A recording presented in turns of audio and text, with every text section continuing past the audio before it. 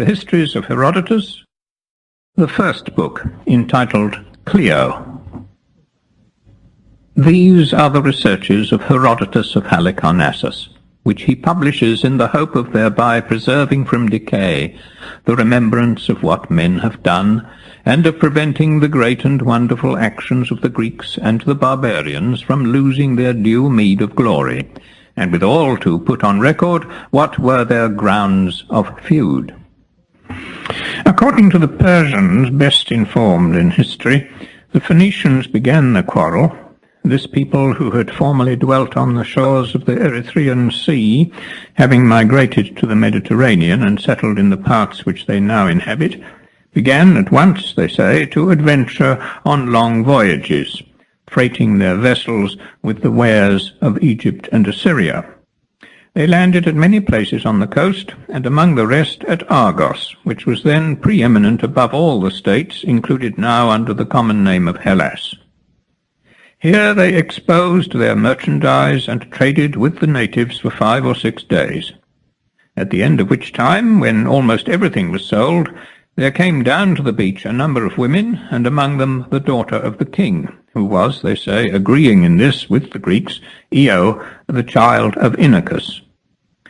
The women were standing by the stern of the ship, intent upon their purchases, when the Phoenicians, with a general shout, rushed upon them. The greater part made their escape, but some were seized and carried off. Io herself was among the captives. The Phoenicians put the women on board their vessel and set sail for Egypt. Thus did Io pass into Egypt, according to the Persian story, which differs widely from the Phoenician, and thus commenced, according to their authors, the series of outrages. At a later period, certain Greeks, with whose name they are unacquainted, but who would probably be Cretans, made a landing at Tyre on the Phoenician coast, and bore off the king's daughter Europe. In this they only retaliated, but afterwards the Greeks, they say, were guilty of a second violence. They manned a ship of war and sailed to Aea, a city of Colchis on the river Phasis, from whence, after dispatching the rest of the business on which they had come, they carried off Medea, the daughter of the king of the land. The monarch sent a herald into Greece to demand reparation of the wrong and the restitution of his child, but the Greeks made answer that having received no reparation of the wrong done them in the seizure of Io, the Argive, they should give none in this instance. In the next generation afterwards, according to the same authorities, Alexander, the son of Priam, bearing these events in mind, resolved to procure himself a wife out of Greece by violence, fully persuaded that as the Greeks had not given satisfaction for their outrages, so neither would he be forced to make any for his. Accordingly he made prize of Helen, upon which the Greeks decided that, before resorting to other measures, they would send envoys to reclaim the princess and require reparation of the wrong. Their demands were met by a reference to the violence which had been offered to Medea, and they were asked with what face they could now require satisfaction, when they had formerly rejected all demands for either reparation or restitution addressed to them. Hitherto the injuries on either side had been mere acts of common violence, but in what followed the Persians consider that the Greeks were greatly to blame, since before any attack had been made on Europe, they led an army into Asia. Now as for carrying off of women, it is the deed, they say, of a rogue, but to make a stir about such as are carried off argues a man a fool. Men of sense care nothing for such women, since it's plain that without their own consent they would never be forced away. The Asiatics, when the Greeks ran off with their women, never troubled themselves about the matter, but the Greeks, for the sake of a single Lacedaemonian girl, collected a vast armament, invaded Asia, and destroyed the kingdom of Priam. Henceforth they ever looked upon the Greeks as their open enemies. For Asia, with all the various tribes of barbarians that inhabit it, is regarded by the Persians as their own, but Europe and the Greek race they look on as distinct and separate. Such is the account which the Persians give of these matters. They trace to the attack upon Troy their ancient enmity towards the Greeks. The Phoenicians, however, as regards Io, vary from the Persian statements. They deny that they used any violence to remove her into Egypt, she herself, they say, having formed an intimacy with the captain while his vessel lay at Argos, and perceiving herself to be with child of her own free will, accompanied the Phoenicians on their leaving the shore to escape the shame of detection and the reproaches of her parents. Whether this latter account be true, or whether the matter happened otherwise, I shan't discuss further. I'll proceed at once to point out the person who first, within my own knowledge, inflicted injury on the Greeks, after which I'll go forward with my history, describing equally the greater and the lesser cities. For the cities which were formerly great have most of them become insignificant, and such as are at present powerful were weak in the olden time. I'll therefore discourse equally of both, convinced that human happiness never continues long in one stay. Croesus, son of Alyattes, by birth a Lydian, was lord of all the nations to the west of the river Halys. This stream, which separates Syria from Paphlagonia, runs with a course from south to north, and finally falls into the Euxine. So far as our knowledge goes, he was the first of the barbarians who had dealings with the Greeks, forcing some of them to become his tributaries, and entering into alliance with others. He conquered the Aeolians, Ionians, and Dorians of Asia, and made a treaty with the Lacedaemonians. Up to that time all Greeks had been free. For the Cimmerian attack upon Ionia, which was earlier than Croesus, was not a conquest of the cities, but only an inroad for plundering.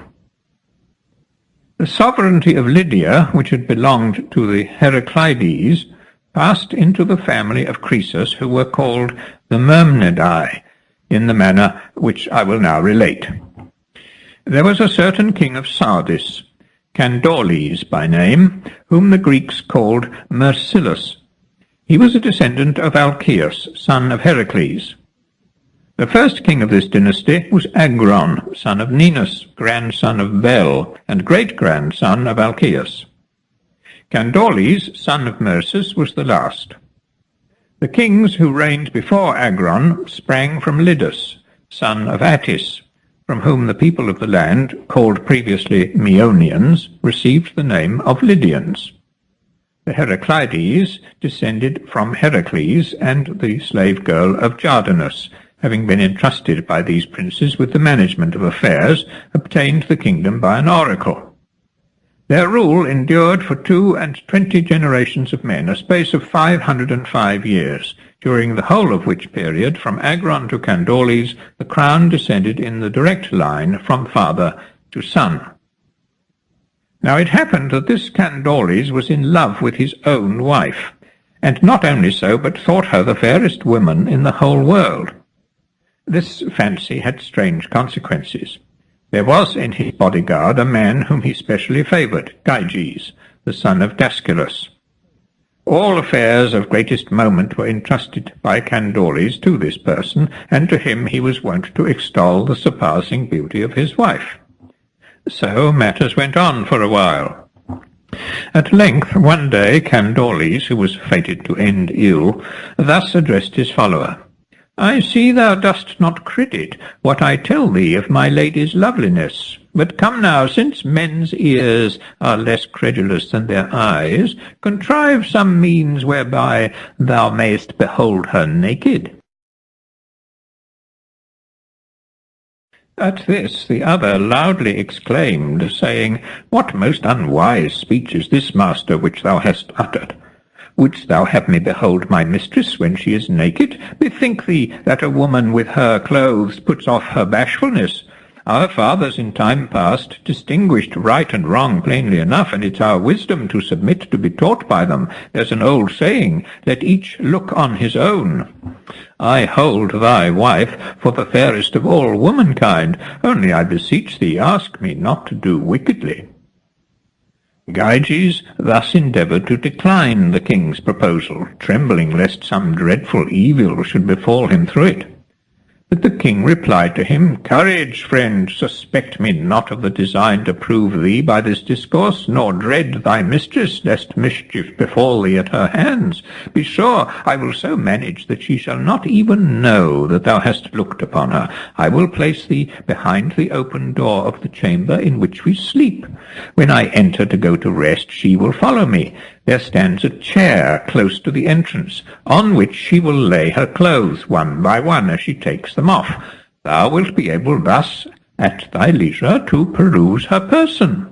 Then when she is moving from the chair toward the bed, and her back is turned on thee, be it thy care that she see thee not as thou passest through the doorway." Gyges, unable to escape, could but declare his readiness. Then Kandalis, when bedtime came, led Gyges into his sleeping chamber, and a moment after the queen followed. She entered and laid her garments on the chair, and Gyges gazed on her. After a while she moved toward the bed, and her back being then turned, he glided stealthily from the apartment. As he was passing out, however, she saw him, and instantly divining what had happened, she neither screamed, as her shame impelled her, nor even appeared to have noticed aught, purposing to take vengeance upon the husband who had so affronted her. For among the Lydians, and indeed among the barbarians generally, it is reckoned a deep disgrace, even to a man, to be seen naked. No sound or sign of intelligence escaped her at the time. But in the morning, as soon as day broke, she hastened to choose from among her retinue such as she knew to be most faithful to her, and, preparing them for what was to ensue, summoned Gyges into her presence. Now it had often happened before that the queen had desired to confer with him, and he was accustomed to come to her at her call. He therefore obeyed the summons, not suspecting that she knew aught of what had occurred. Then she addressed these words to him: "Take thy choice, Gyges, of two courses which are open to thee. Slay Kandalis, and thereby become my lord, and obtain the Lydian throne, or die this moment in his room. So wilt thou not again, obeying all behests of thy master, behold what is not lawful for thee. It must needs be that either he perish by whose counsel this thing was done, or thou who sawest me naked, and so didst break our usages." At these words Gyges stood a while in mute astonishment. Recovering after a time, he earnestly besought the queen that she would not compel him to so hard a choice. But finding he implored in vain, and that necessity was indeed laid on him to kill or to be killed, he made choice of life for himself, and replied by this inquiry: "If it must be so, and thou compellest me against my will to put my lord to death, come, let me hear how thou wilt have me set on him." "Let him be attacked," she answered, "on that spot where I was by him shown naked to you, and let the assault be made when he is asleep." All was then prepared for the attack. And when night fell, Gyges, seeing that he had no retreat or escape, but must absolutely either slay Kandalis or himself be slain, followed his mistress into the sleeping room. She placed a dagger in his hand, and hid him carefully behind the self-same door. Then Gyges, when the king was fallen asleep, entered privily into the chamber, and struck him dead. Thus did the wife and kingdom of Kandalis pass into the possession of Gyges, of whom Archilochus the Parian, who lived about the same time, made mention in a poem written in iambic trimeter verse. Gyges was afterwards confirmed in the possession of the throne by an answer of the Delphic oracle. Enraged at the murder of their king, the people flew to arms. But after a while the partisans of Gyges came to terms with them, and it was agreed that if the Delphic oracle declared him king of the Lydians, he should reign. If otherwise, he should yield the throne to the Heraclides. As the oracle was given in his favour, he became king. The Pythoness, however, added that in the 5th generation from Gyges, vengeance should come for the Heraclides, a prophecy of which neither the Lydians nor their princes took any account till it was fulfilled. Such was the way in which the Myrmidai deposed the Heraclides and themselves obtained the sovereignty. When Gyges was established on the throne, he sent no small presents to Delphi, as his many silver offerings at the Delphic shrine testify. Besides this silver, he gave a vast number of vessels of gold, among which the most worthy of mention are the goblets, 6 in number, and weighing altogether 30 talents, which stand in the Corinthian treasury, dedicated by him. I call it the Corinthian treasury, though in strictness of speech it's the treasury not of the whole Corinthian people, but of Cypselus, son of Aetion. Excepting Midas, son of Gordius, king of Phrygia, Gyges was the first of the barbarians whom we know to have sent offerings to Delphi. Midas dedicated the royal throne whereon he was accustomed to sit, and administered justice, an object well worth looking at. It lies in the same place as the goblets presented by Gyges. The Delphians call the whole of the silver and the gold which Gyges dedicated after the name of the donor, Gygian. As soon as Gyges was king, he made an inroad on Miletus and Smyrna, and took the city of Colophon. Afterwards, however, though he reigned 38 years, he didn't perform a single noble exploit. I shall therefore make no further mention of him, but pass on to his son and successor in the kingdom, Ardys. Ardys took Priene, and made war upon Miletus. In his reign the Cimmerians, driven from their homes by the nomads of Scythia, entered Asia and captured Sardis, all but the citadel. He reigned 49 years, and was succeeded by his son Sadiates, who reigned 12 years. At his death his son Elaetes mounted the throne. This prince waged war with the Medes under Cyaxares, the grandson of Deioces, drove the Cimmerians out of Asia, conquered Smyrna, the Colophonian colony, and invaded Clazomene. From this last contest he didn't come off as he could have wished, but met with a sore defeat. Still, however, in the course of his reign he performed other actions very worthy of note, of which I will now proceed to give an account. Inheriting from his father a war with the Milesians, he pressed the siege against the city by attacking it in the following manner. When the harvest was ripe on the ground, he marched his army into Milesia to the sound of pipes and harps and flutes, masculine and feminine. The buildings that were scattered over the country he neither pulled down nor burnt, nor did he even tear away the doors, but left them standing as they were. He cut down, however, and utterly destroyed all the trees and all the corn throughout the land, and then returned to his own dominions. It was idle for his army to sit down before the place, as the Milesians were masters of the sea. The reason that he didn't demolish their buildings was that the inhabitants might be tempted to use them as homesteads from which to go forth to sow and till their lands, and so each time that he invaded the country he might find something to plunder.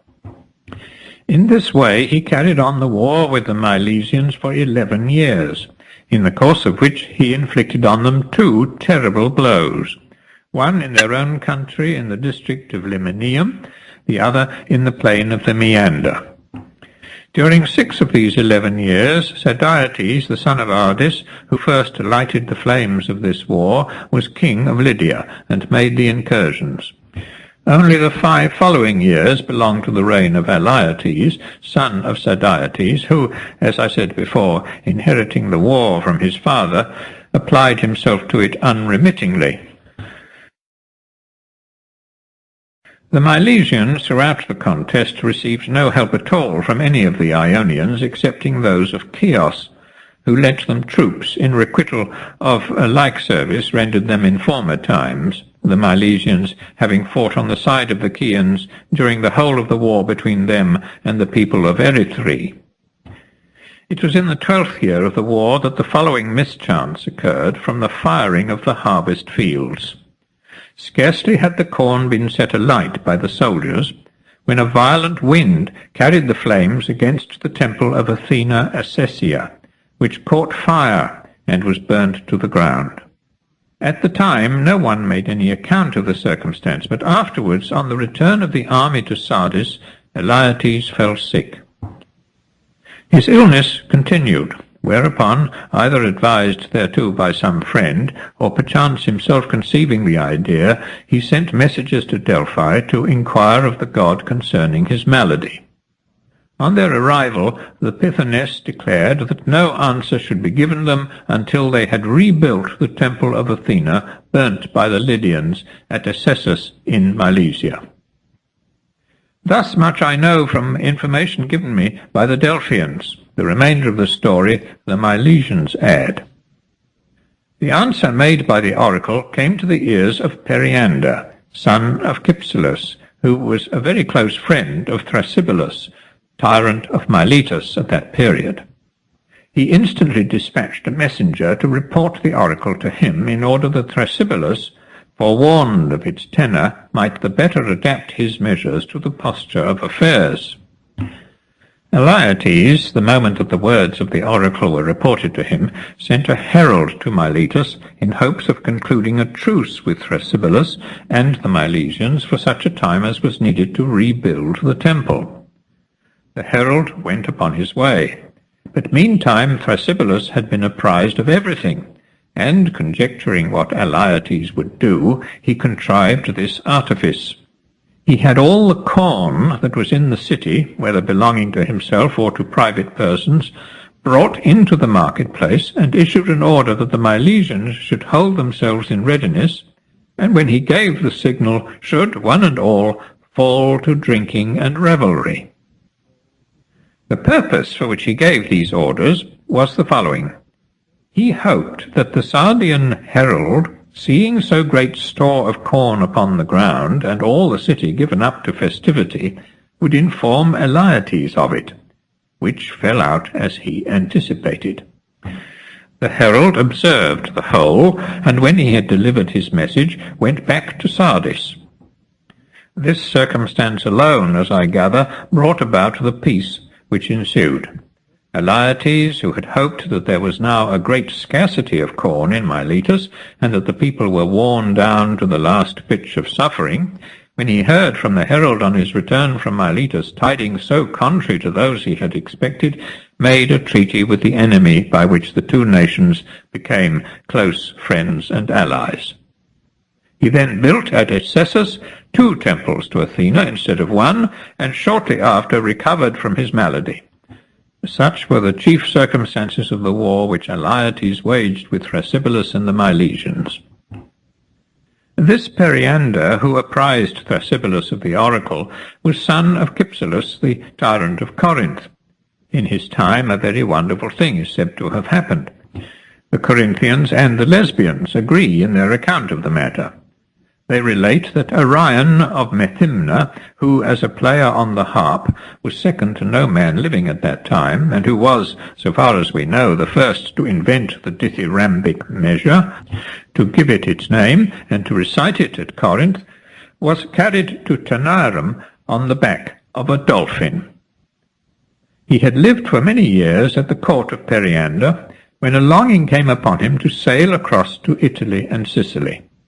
Having made rich profits in those parts, he wanted to recross the seas to Corinth.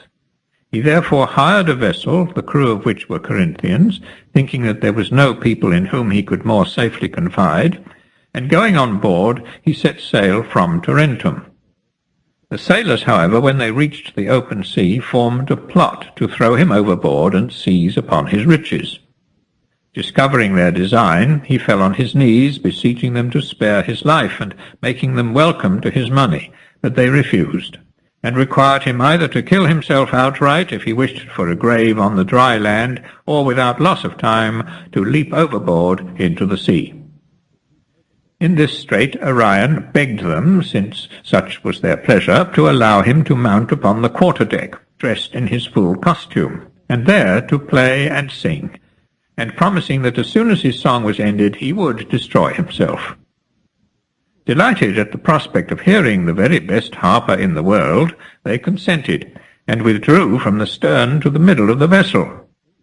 While Orion dressed himself in the full costume of his calling, took his harp, and standing on the quarter-deck, chanted the Orthyan.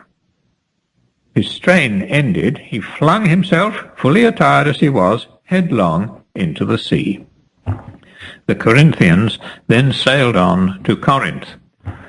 As for Orion, a dolphin, they say, took him upon his back and carried him to Taenarum, where he went ashore, and thence proceeded to Corinth in his musician's dress, and told all that had happened to him.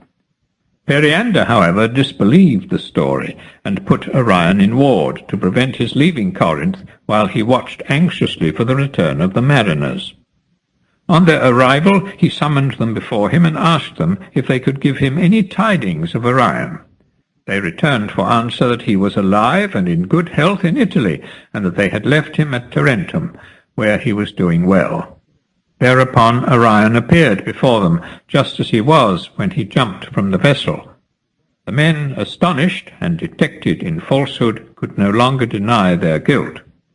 Such is the account which the Corinthians and Lesbians give, and there is to this day at Taenarum an offering of Orion's at the shrine, which is a small figure in bronze, representing a man seated upon a dolphin. Having brought the war with the Milesians to a close, and reigned over the land of Lydia for 57 years, Atyos died. He was the second prince of his house who made offerings at Delphi. His gifts, which he sent on recovering from his sickness, were a great bowl of pure silver, with a salver of steel curiously inlaid, a work among all the offerings at Delphi the best worth looking at. Glaucus, the chain, made it, the man who first invented the art of inlaying steel. On the death of Atyos, Croesus, his son, who was 35 years old, succeeded to the throne. Of the Greek cities, Ephesus was the first that he attacked. The Ephesians, when he laid siege to the place, made an offering of their city to Artemis by stretching a rope from the town wall to the temple of the goddess, which was distant from the ancient city, then besieged by Croesus, a space of 7 furlongs. They were, as I said, the first Greeks whom he attacked. Afterwards, on some pretext or other, he made war in turn upon every Ionian and Aeolian state, bringing forward, where he could, a substantial ground of complaint. Where such failed him, advancing some poor excuse. In this way he made himself master of all the Greek cities in Asia, and forced them to become his tributaries, after which he began to think of building ships and attacking the islanders. Everything had been got ready for this purpose when Bias of Priene, or as some say Pittacus the Mytilenean, put a stop to the project. The king had made inquiry of this person, who was lately arrived at Sardis, if there were any news from Greece, to which he answered, "Yes, sire, the islanders are gathering 10,000 horse, designing an expedition against thee and against thy capital." Croesus, thinking he spoke seriously, broke out, "Ah, might the gods put such a thought into their minds as to attack the sons of the Lydians with cavalry?" "It seems, O king," rejoined the other, "that thou desirest earnestly to catch the islanders on horseback upon the mainland. Thou knowest well what would come of it. But what thinkest thou the islanders desire better, now that they hear thou art about to build ships and sail against them, than to catch the Lydians at sea, and there revenge on them the wrongs of their brothers upon the mainland, whom thou holdest in slavery?" Croesus was charmed with the turn of the speech, and thinking there was reason in what was said, gave up his shipbuilding, and concluded a league of amity with the Ionians of the isles.